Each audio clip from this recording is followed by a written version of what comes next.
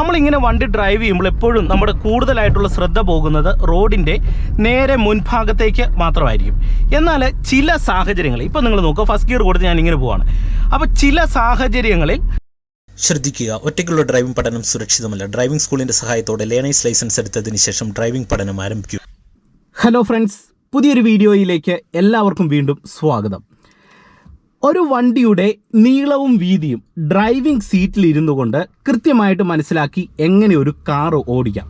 ഒരു വണ്ടിയുടെ നടുഭാഗം ഏതാണ്? വണ്ടിയുടെ നീളം നോക്കുമ്പോൾ നിങ്ങൾ ചിന്തിച്ചിട്ടുണ്ടോ? നമ്മുടെ വണ്ടിയുടെ നടുഭാഗം എന്ന് പറയുന്നത് ഏകദേശം നമ്മുടെ ഫസ്റ്റ് റോ സീറ്റാണ്.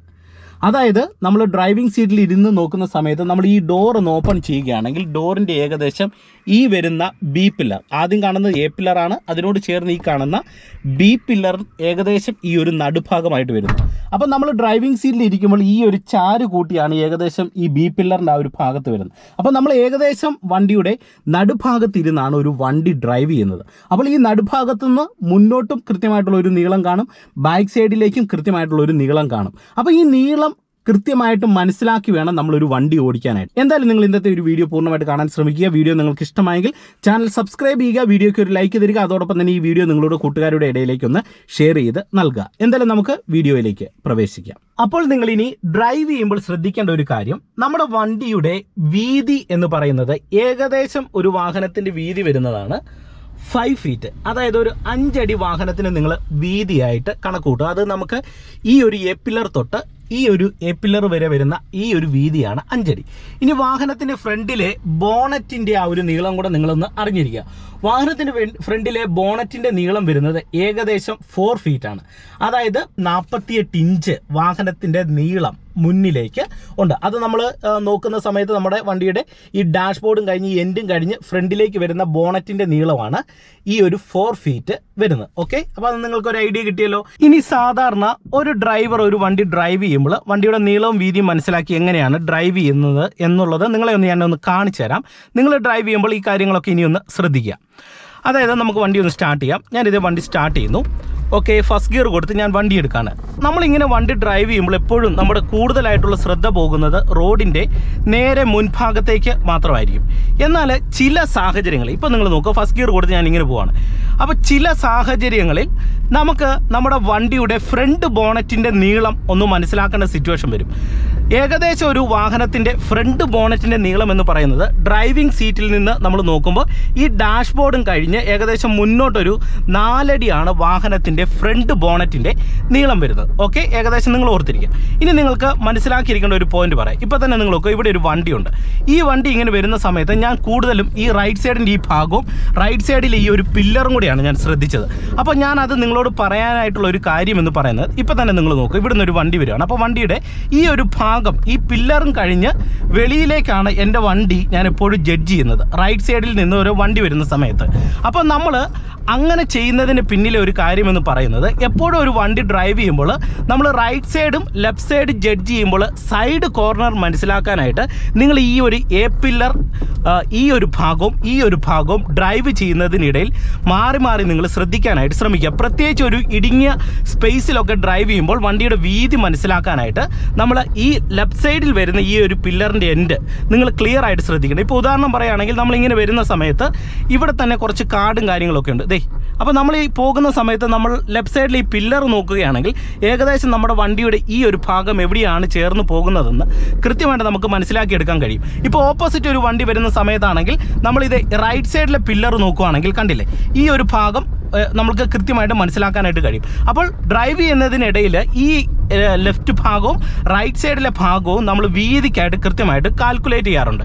ഒപ്പം തന്നെ ഞാൻ പല വീഡിയോകളിൽ പറഞ്ഞതുപോലെ തന്നെ നമ്മൾ ദീർഘദൂരം നമ്മുടെ വണ്ടിയുടെ ലെഫ്റ്റ് സൈഡ് ക്ലിയർ ആയിട്ട് മനസ്സിലാക്കാനായിട്ട് നിങ്ങൾ ചെയ്യേണ്ടത് എപ്പോഴും ഡാഷ്ബോർഡിൻ്റെ സെൻറ്റർ ഭാഗത്തു നിന്ന് നമ്മൾ നേരെ മുന്നിലേക്ക് നോക്കുക, ഈ ഒരു രീതി. അപ്പം നമുക്ക് കറക്റ്റ് ലെഫ്റ്റ് സൈഡ് മനസ്സിലാവും. നിങ്ങൾ നോക്കിക്കേ, കണ്ടോ, ഇപ്പോൾ വണ്ടി മാക്സിമം ലെഫ്റ്റ് സൈഡ് ചേർന്നാണ് പോകുന്നത്. ഇപ്പോൾ ഇവിടെ ഒരു വണ്ടി വന്നു, ഞാനിതിവിടെ വണ്ടി സ്ലോ ചെയ്യുകയാണ്.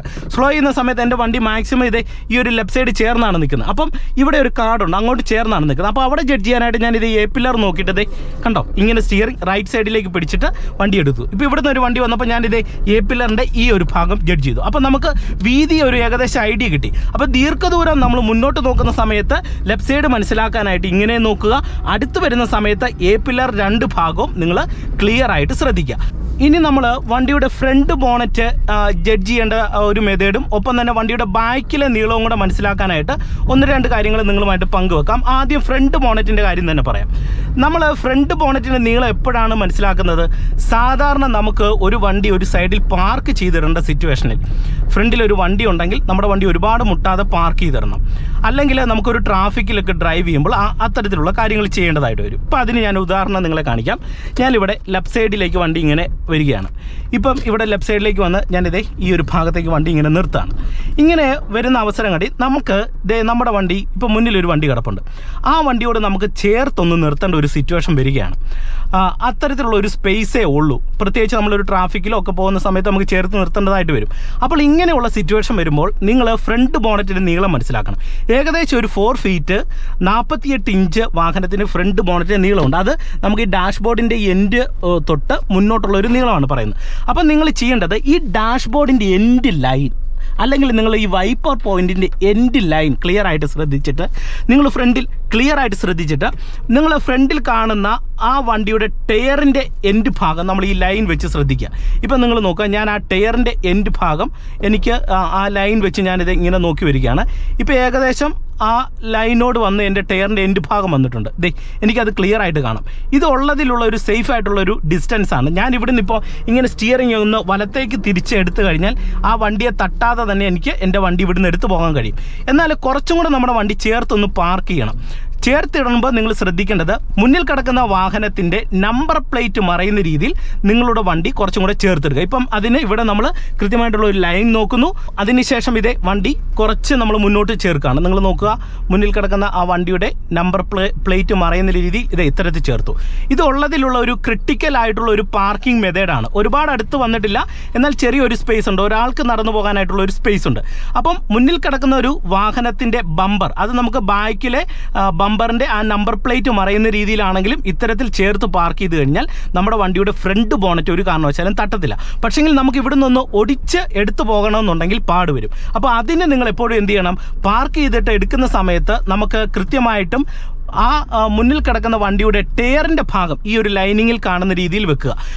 അങ്ങനെ വന്നു കഴിഞ്ഞാലുള്ള ഒരു ഗുണമെന്ന് പറയുന്നത് നിങ്ങൾക്ക് ഇതുപോലെ റൈറ്റ് സൈഡിലേക്ക് സ്റ്റിയറിംഗ് തിരിച്ച് ഈസി ആയിട്ട് തന്നെ നിങ്ങൾക്ക് ഇവിടുന്ന് വെളിയിലേക്ക് ഇറങ്ങിപ്പോകാൻ കഴിയുന്നതാണ്. നിങ്ങൾ നോക്കിക്കേ, ഞാനിത് ഇവിടുന്ന് റൈറ്റ് സൈഡിലേക്ക് ഇൻഡിക്കേറ്റർ കൊടുത്തു. ഇത് ഇവിടുന്ന് ഇങ്ങനെ തിരിഞ്ഞ് കയറുന്നു, കണ്ടില്ലേ? ഇങ്ങനെ തിരിഞ്ഞ് കയറുകയാണ്.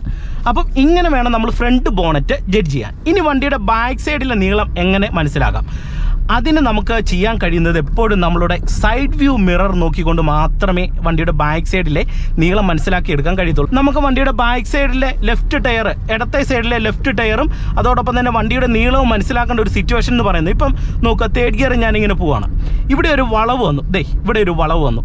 അപ്പം നമുക്ക് ഈ വളവ് തിരിയുന്ന സമയത്ത് നമ്മുടെ വണ്ടിയുടെ ബാക്കിലെ ടയർ കുഴി പോകാൻ പാടില്ല. അപ്പോൾ അത് മനസ്സിലാക്കാനായിട്ട് നിങ്ങളിത് ഇങ്ങനെ ലെഫ്റ്റിലേക്ക് നോക്കുക. ഇപ്പോൾ എനിക്ക് ക്ലിയർ ആയിട്ട് നിങ്ങൾ നോക്കുക, ലെഫ്റ്റ് സൈഡിലേക്ക് നോക്കുന്ന സമയത്ത് കണ്ടില്ലേ, ആ റോഡിൻ്റെ എൻഡ് എനിക്ക് ക്ലിയർ ആയിട്ട് കാണാനായിട്ട് കഴിയുന്നുണ്ട്. അപ്പം നമ്മൾ ഡ്രൈവ് ചെയ്യുന്ന സമയത്ത് ഇടയ്ക്ക് നമ്മളിത് ഇവിടെ ഇങ്ങനെ നോക്കി ഓടിക്കുന്നതിനോടൊപ്പം തന്നെ നമ്മുടെ ഒരു നോട്ടം ഇങ്ങനെ ഈ ഒരു ഭാഗത്തേക്കും കൂടെ വരുമ്പോൾ വളവൊക്കെ തിരിയുന്ന സമയത്ത് നമ്മുടെ വണ്ടിയുടെ സൈഡ് കുഴിയിലേക്ക് പോകാതെ ഡ്രൈവ് ചെയ്യാൻ കഴിയും. ഇപ്പോൾ അതിനൊരു ഉദാഹരണം പറയുകയാണെങ്കിൽ, ഇപ്പം നമ്മളിങ്ങനെ ഡ്രൈവ് ചെയ്ത് പോവുകയാണ്. ഇപ്പോൾ ഈ ഒരു ഭാഗത്ത് തന്നെ നല്ല രീതിയിലുള്ള ഒരു കട്ടിങ് ഉണ്ട്. നിങ്ങൾ നോക്കുക, ഇവിടെ നല്ല രീതിയിലുള്ള ഒരു കട്ടിങ് ആണ്. അപ്പോൾ നമ്മുടെ ഈ കട്ടിങ്ങിലേക്ക് നമ്മുടെ വണ്ടി ഇറങ്ങുന്നുണ്ടോ എന്ന് അറിയാൻ എന്ത് ചെയ്യണം? നമ്മൾ വണ്ടിയുടെ നീളം മനസ്സിലാക്കണം. അപ്പോൾ ആ നീളം മനസ്സിലാക്കാനായിട്ട് ഇടയ്ക്ക് നമ്മൾ ഡ്രൈവിംഗ് സീറ്റിൽ നിന്ന് ഓടിക്കുന്ന സമയത്ത് ഇങ്ങനെ ഒന്ന് നോക്കുക. ഇങ്ങനെ നോക്കുമ്പോൾ നമുക്ക് പ്രോപ്പറായിട്ട് വണ്ടി വെളിയിലേക്ക് ചാടുന്നുണ്ടോ ഇല്ലയോ എന്നറിയാം. ഇപ്പോൾ ചാടുന്നില്ല, ക്ലിയർ ആയിട്ടാണ് നമ്മുടെ വണ്ടി പോയിക്കൊണ്ടിരിക്കുന്നത്. അപ്പോൾ ഡ്രൈവ് ചെയ്യുന്ന സമയത്ത് ആ നീളം മനസ്സിലാക്കാനായിട്ട് എപ്പോഴും ലെഫ്റ്റ് സൈഡിലെ മിറർ നിങ്ങൾ കൂടുതലായിട്ട് ശ്രദ്ധിക്കണം. ഒപ്പം തന്നെ നമ്മൾ റൈറ്റ് സൈഡിലെ മിറർ ശ്രദ്ധിക്കേണ്ടത് പുറകിൽ നിന്ന് വരുന്ന വാഹനങ്ങളെ നമ്മുടെ വണ്ടി തട്ടുമോ ഇല്ലയോ എന്നറിയാനായിട്ടാണ് നമ്മൾ റൈറ്റ് സൈഡ് ശ്രദ്ധിക്കുന്നത്. ഒപ്പം തന്നെ നിങ്ങൾ ചെയ്യേണ്ട ഒരു കാര്യമാണ് ഡാഷ്ബോർഡിൻ്റെ സെൻറ്റർ ദീർഘദൂരം ഞാൻ മുന്നമേ പറഞ്ഞതുപോലെ തന്നെ ഈ ഒരു രീതിയിൽ നോക്കുക. അപ്പം നമുക്ക് ക്ലിയർ ആയിട്ട് തന്നെ ഒരു വണ്ടിയുടെ നീളവും വീതിയും മനസ്സിലാക്കിക്കൊണ്ട് വളരെ ഈസി ആയിട്ട് തന്നെ നിങ്ങൾക്കൊരു വണ്ടി ഡ്രൈവ് ചെയ്യാൻ കഴിയുന്നതാണ്. അപ്പം നിങ്ങൾക്ക് ഏകദേശം ഒരു വണ്ടിയുടെ നീളവും വീതിയും മനസ്സിലാക്കി എങ്ങനെ ഒരു വണ്ടി ഓടിക്കാം എന്നുള്ളതിനെക്കുറിച്ച് ഒരു ധാരണ കിട്ടിയെന്ന് പ്രതീക്ഷിക്കുന്നു. അപ്പോൾ ഇന്നത്തെ ഒരു വീഡിയോ നിങ്ങൾക്ക് ഇഷ്ടമായെങ്കിൽ ചാനൽ ഒന്ന് സബ്സ്ക്രൈബ് ചെയ്യുക, വീഡിയോയ്ക്ക് ഒരു ലൈക്ക് തരിക. അതോടൊപ്പം തന്നെ ഈ വീഡിയോ നിങ്ങളുടെ കൂട്ടുകാരുടെ ഇടയിലേക്ക് ഒന്ന് ഷെയർ ചെയ്ത് നൽകുക. വീണ്ടും നമുക്ക് മറ്റൊരു അറിവുമായിട്ട് വീണ്ടും അടുത്തൊരു വീഡിയോയിൽ കാണാം. Okay, by.